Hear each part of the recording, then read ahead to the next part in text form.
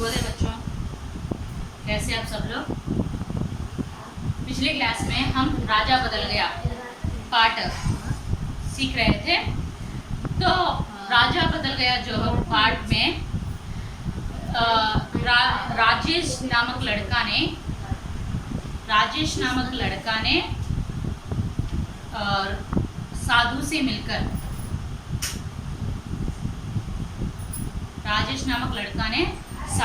मिलकर सोने का सिक्का दिया। तो साधु ने कहा ये सिक्का जो है हमारे जैसे साधुओं के लिए हमारा जीवन जो है केवल भगवान के लिए समर्पण किया गया है। ये हमारे लिए कोई आडंबरों की ज़रूरत नहीं है। तो ये सोने का सिक्का जो है किसी गरीब को दे दो ताकि वह अपना पेट भर सके कहकर साधु ने राजेश से कहा। तभी राजेश ने साधु की बात मानकर जंगल में जा रहा था। तभी एक राजा अपनी बड़ी सेना लेकर जा रहे थे। तो सेना को देखकर राजेश ने समझा था कि कोई बड़ी बात रही होगी, इसीलिए राजा अपने सेना को लेकर जा रहा है कहकर सोच रहा था। तभी राजेश एक सैनिक से पूछा, भाई आपके राजा इतना बड़ी सेना लेकर कहाँ पर जा रहे हैं कहकर पूछने से तभी सैनिक ने जवाब दिया कि ये हमारे राजा शूर सिंह है। ये राजा हम अपने पड़ोसी राज्य पर हमला करने के लिए और संपत्ति लूटने के लिए जा रहे हैं कहकर सैनिक ने जवाब दिया। उसके बाद देखिए, राजेश राजा के पास गया, सोने का सिक्का उसकी ओर बढ़ाते हुए कहा, लीजिए महाराज, आप इसे रख लीजिए। तो राजेश ने किसके पास गया? राजा के पास गया। राजा के पास जाकर उसके हाथ में जो सोने का सिक्का है वो सोने के सिक्का किसके ओर बढ़ाते हुए राजा की ओर बढ़ाते हुए कहा कि महाराज आप इसे रख लीजिए कहकर बताया। సో ఇక్కడ ఏం జరిగిందంటే అమ్మా, రాజా దగ్గరికి వెళ్ళి ఏం చెప్తాడంటే తన దగ్గర ఉన్న గోల్డ్ కాయిన్ని రాజా వైపు పెట్టి రాజా వైపు చూపిస్తూ ఏం చెప్తాడంటే, మహారాజు గారు ఇది మీరు ఉంచుకోండి, ఈ కాయిన్ని మీ దగ్గర ఉంచుకోండి అని చెప్తారు। तो अपने नेक्स्ट, बेटा मुझे क्यों देना चाहते हो? राजा ने आश्चर्य से के साथ पूछा। ठीक है, आश्चर्य, विस्मय।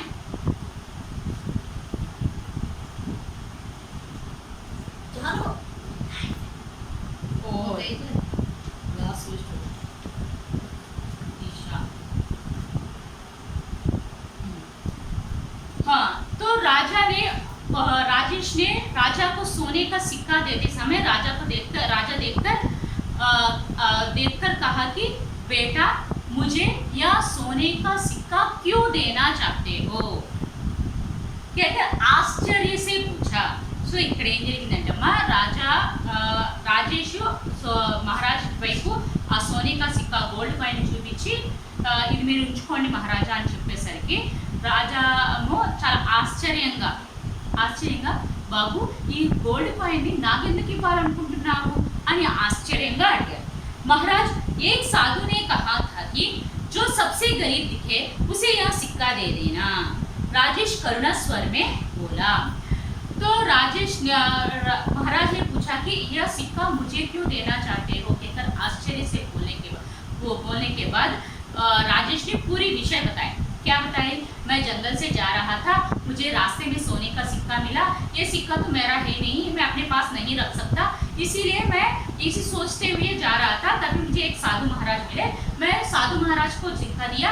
साधु महाराज ने कहा कि ये हमारे जैसे साधुओं के लिए नहीं है, किसी गरीब को दे दो कहकर बताया, इसीलिए मैं ये सिक्का आपको देना चाहता हूँ कहकर बताया। तो सिक्का दे देना मेरे साधु ने मुझे सुझाव दिया कि किसी गरीब को दे देना कहकर कहा। तो राजेश ने ये बातें सारी बहुत ही करुणा स्वर में, करुणा यानी दया के स्वर में बोला। సో ఇక్కడ ఏం జరిగిందంటే మహారాజా గోల్డ్ కాయిన్ రాజేష్ మహారాజ్కి ఇస్తుంటే మహారాజ్ ఏం చెప్తుంటే నాకెందుకు ఇస్తున్నా ఈ గోల్డ్ కాయిన్ అని ఆశ్చర్యంగా అడిగేసరికి రాజేష్ ఏం చెప్తాడంటే నేను మొత్తం విషయం అంతా చెప్తాడు। ఏమని, నేను అడవిలో వెళ్తూ ఉండగా నాకు దారి మధ్యలో ఒక గోల్డ్ కాయిన్ దొరికింది, ఆ గోల్డ్ కాయిన్ నాది నేను అది ఉంచుకోలేను, ఏం చేయాలని ఆలోచిస్తూ వెళ్తూ ఉంటే నాకు సాధు మహారాజ్ కనిపించారు. సో సాధు మహారాజ్కి ఇద్దామని చెప్పి సాధు మహారాజ్కి ఇస్తే సాధు మహారాజ్ అని దాన్ని యాక్సెప్ట్ చేయకుండా మాలాంటి సాధువులకి ఇలాంటి గోల్డ్ కాయిన్ ఎలాంటి పని లేదు, నువ్వు ఎవరికన్నా పేదవాడికి ఇవ్వమని చెప్పారు. సో అందుకని నేను ఈ గోల్డ్ కాయిన్ని మీకు ఇవ్వాలనుకుంటున్నాను అని చెప్పారు. అది చాలా కరుణ స్వరంతో చాలా బాధపడుతూ అన్న వాయిస్తో చెప్తూ ఉన్నాడు. ఆవాజ్, కరుణ స్వర్, ఆవాజ్ అంటే స్వర్ అనే వాయిస్తో చెప్తూ ఉన్నాడు. तो राजेश की बातें जो है, राजेश की बातें सुनकर राजा को बहुत गुस्सा आ गया और कहा कि मैं राजा हूँ राजा, मैं तुझे गरीब लगता हूँ, राजा क्रोध में बोला। तो राजेश की बातें जो है, राजेश ने क्या बताया, गरीब को दे देना कहकर साधु ने बताया, मैं इसीलिए आपको देना चाहता हूँ कहकर बताने के बाद राजा को इतना गुस्सा आया कि मैं राजा हूँ राजा, मैं एक राजा हूँ, मुझे गरीब समझते हो, मैं क्या तुझे गरीब लगता हूँ कहकर बहुत ही गुस्से में राजेश से पूछा. సో సాధు మహారాజు ఎవరికన్నా పేదవాళ్ళకి ఇమ్మన్నారన్న విషయాన్ని తెలుసుకొని నేను అందుకని మీకు ఇస్తున్నాను అన్న విషయాన్ని చెప్పగానే రాజాకి చాలా కోపం వస్తుంది. నేను ఒక రాజ్యానికి రాజుని, నేను నీకు గరీబ్ లాగా అంటే నేను పేదవాళ్ళ కనబడుతున్నానా, ఈ గోల్డ్ కాయిన్ కోసం నేను ఈ గోల్డ్ కాయిన్ తీసుకుంటాను అనుకుంటున్నావా అని చాలా కోపంగా అన్నాడు. महाराज यदि आप अमीर होते तो दूसरे देश को लूटने इतनी बड़ी सेना लेकर क्यों जाते? अमीर, धनवान,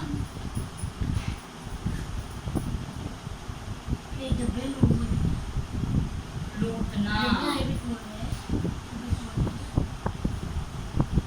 चोरी करना,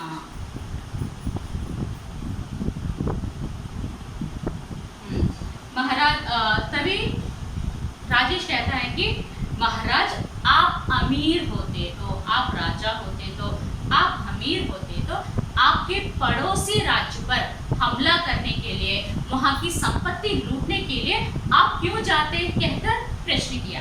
సో ఇక్కడ इतनी बड़ी सेना लेकर क्यों जाते कहकर प्रश्न किया. సో ఇక్కడ ఏం చెప్పారంటే, మీరు నేను పేదవాళ్ళ కనిపిస్తున్నానా, నేను ఒక రాజుని అని కోపంగా అనేసరికి ఆ రాజేష్ ఏమంటారంటే, మహారాజ్ మీరు డబ్బు గలవాడైతే, మీరు ధనవంతులైతే, మీరు మీ పడోసీ రాజ్యం అంటే మీ పక్కనున్న రాజ్యాన్ని ఆక్రమణ చేయడానికి, ఫైట్ చేయడానికి, అక్కడున్న సంపదని దోచుకోవడానికి ఎందుకు వెళ్తారు అని ఆశ్చర్యం అని రాజేష్ మహారాజు అడుగుతారు. राजेश की बात राजा को समझ में आ गई. अपनी गलती एहसास हुआ. राजा की प्रशंसा करते हुए उन्होंने सेना को वापस लौटने का आदेश दिया. देखिए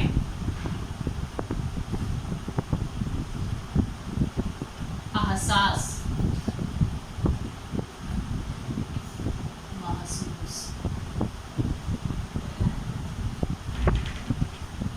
प्रशंसा, तारीफ,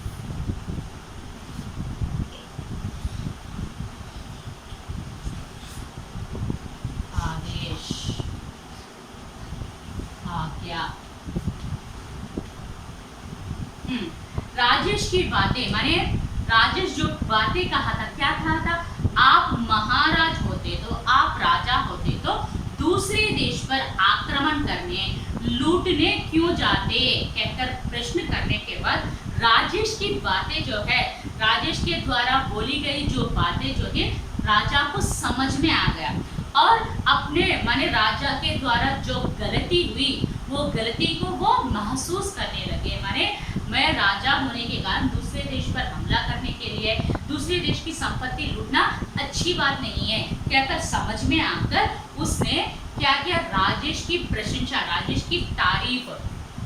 की तारीफ करते उन्होंने अपनी सेना को, जो सेना को हमला करने के लिए जा रहे थे, वो सारी सेना को वापस राज्य लाने के लिए आदेश दिया.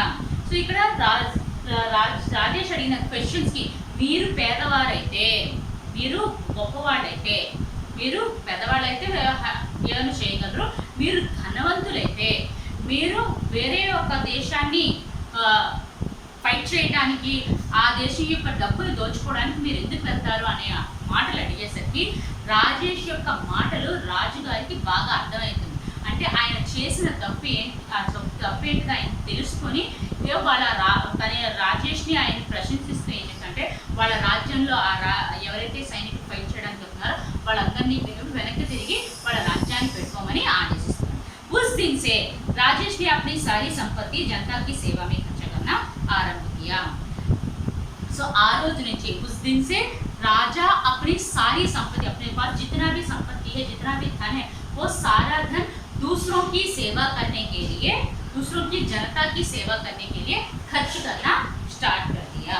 సో ఆ రోజు నుంచి రాజుగారు తను చేసిన తప్పును తెలుసుకొని ఆ రోజు నుంచి ఎవరి మీద ఫైట్ చేయకుండా, ఎవరి డబ్బును దోచుకోకుండా తన దగ్గర ఉన్న డబ్బును మొత్తం కూడా పేదవాళ్ళకి కానీ లేకపోతే ప్రజలకి సేవ చేయడంలో ఖర్చు పెట్టడం స్టార్ట్ చేశారు. అంటే ఈ విధంగా రాజేష్ రాజాని చేంజ్ చేశాడు, అంటే రాజా యొక్క బుద్ధిని చేంజ్ చేయడం జరిగింది. సో ఇది అమ్మ స్టోరీ. ఒక స్టోరీ ఒకసారి మళ్ళీ ఒక బ్రీఫ్గా చెప్తాను చూడండి. ఏక్ లడ్కా థా, ఒక ఊర్లో ఒక అబ్బాయి ఉండేవాడు, తన పేరు రాజేష్. తను అడవిలో వెళ్తూ ఉండగా తన మార్గ మధ్యలో ఏం దొరుకుతుంది, ఒక గోల్డ్ కాయిన్ దొరుకుతుంది. సో ఆ గోల్డ్ కాయిన్ తీసుకొని తను ఏం ఆలోచిస్తాడంటే ఈ కాయిన్ నాదైతే కాదు, ఇది నా దగ్గర నాది కాని వస్తువు నేను నా దగ్గర పెట్టుకోలేను. సో అందుకని ఇది ఎవరో దురదృష్టవంతుడు ఆ కాయిన్ని కోల్పోయాడు. సో ఇది నేను నా దగ్గర ఉంచుకోలేను, అలా అని పారేయలేను, ఎందుకంటే ఇది గోల్డ్ కాయిన్ కాబట్టి.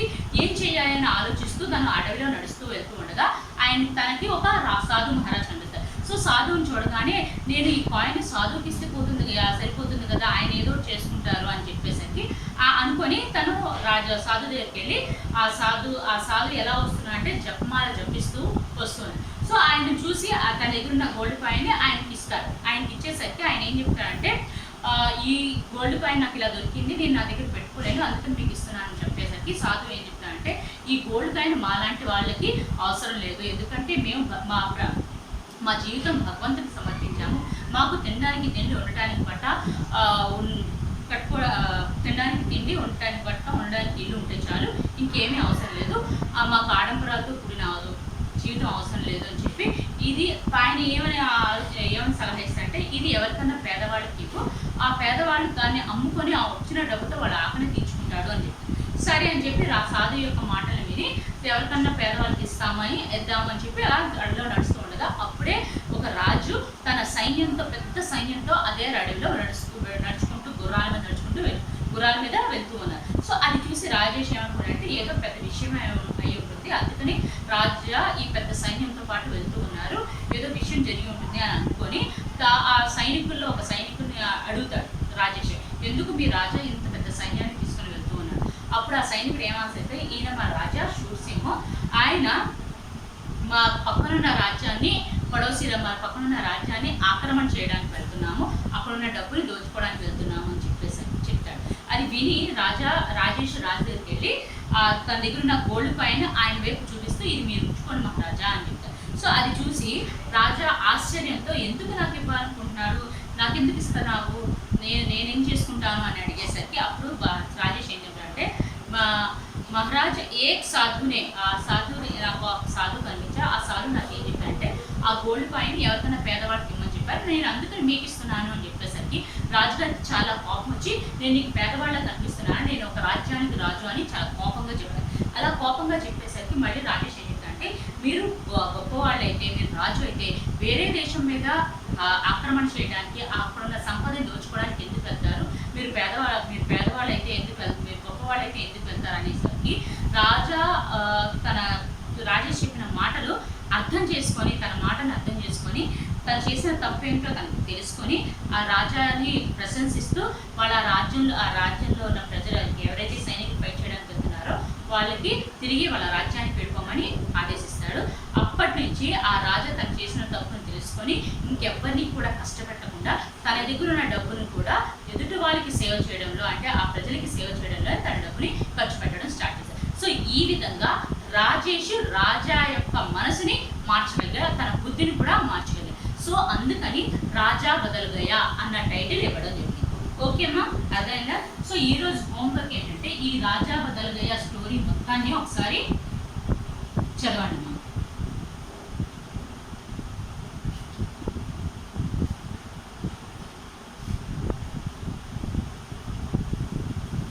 హోంవర్క్ రాజా బదులు గయా స్టోరీ మొత్తాన్ని టెక్స్ట్ బుక్ మొత్తాన్ని ఒకసారి చూడండి. ఓకే అమ్మా, నెక్స్ట్ క్లాస్లో మరొక టాపిక్తో మీ ముందుకు వస్తాను. Thank you.